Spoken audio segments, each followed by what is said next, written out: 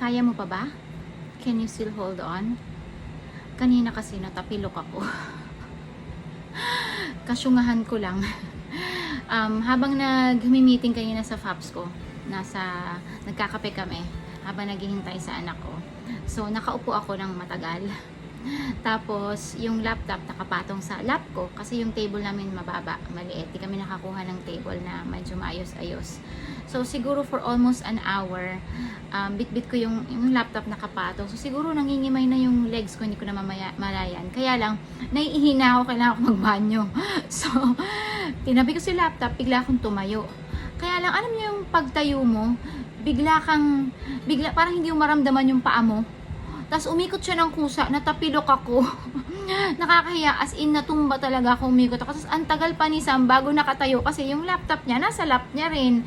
Tapos si Oleg na dito, tinitingnan lang ako sa kabila. Parang nashock siya, bakit ako natumba. Hindi ko talaga magalaw yung paa ko. Tapos hindi ko siya kahit gusto kong tumayo, hindi ko kayang tumayo.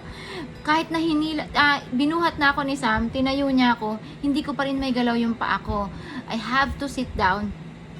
Tapos, hinilot-hilot ko pa yung paa ko bago siguro dumalo yung dugo ulit, bago siya umayos.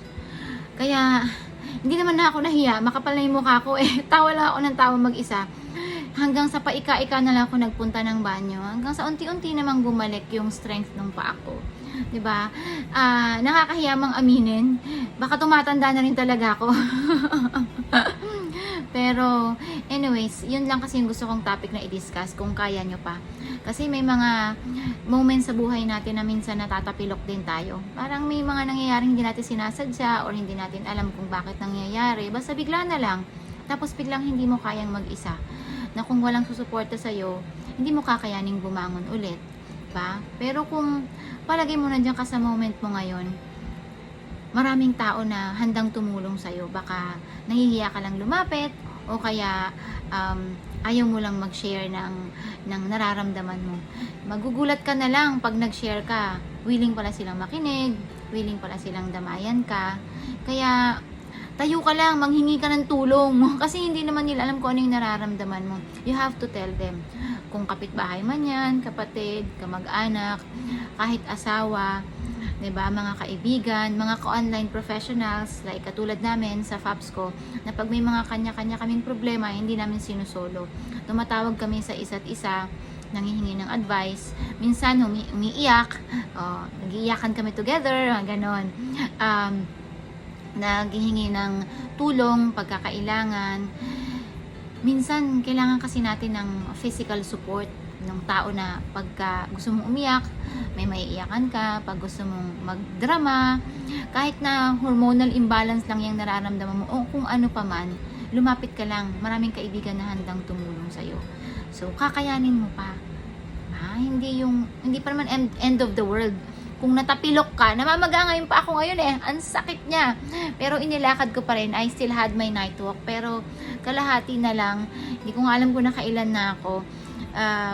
Ina-update ko pa yung phone ko, nandun yung record ko na kailan ako, pero tinry ko pa rin ilakad kasi natatakot ako baka mamaya lalong mamaga pagka hinayaan ko. Siyempre, pagkatapos mag-shower, nakita ko na mamaga siya. Ayoko na may pakita yung pa akong pangit. Ayun. So, kayanin mo. Kaya mo yan.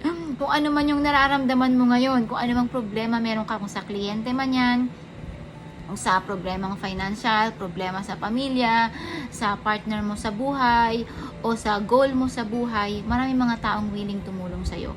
Kanina nga, ang topic namin sa FAPS ko monthly call ay goal setting. And meron dong kwento na gustong gusto ko. Yung kwento ng isang townscook. Ikwento ko lang din sa inyo kasi natuwa ako sa kanya. Ang townscook ay napakasarap magluto. And everybody wanted to taste her favorite or her specialty adobo. Kaya lang, nung magluluto na siya, everybody was expecting that she will cook. Kulang yung mga ingredients ng adobo. Walang suka, walang whatever, basta kulang. So, ang ginawa niya, kung ano na lang yung mga ingredients na nandoon, nag-improvise siya. Instead of suka, ang ginamit niya lemon. Diba? Pero naluto naman niya ang adobo. And guess what?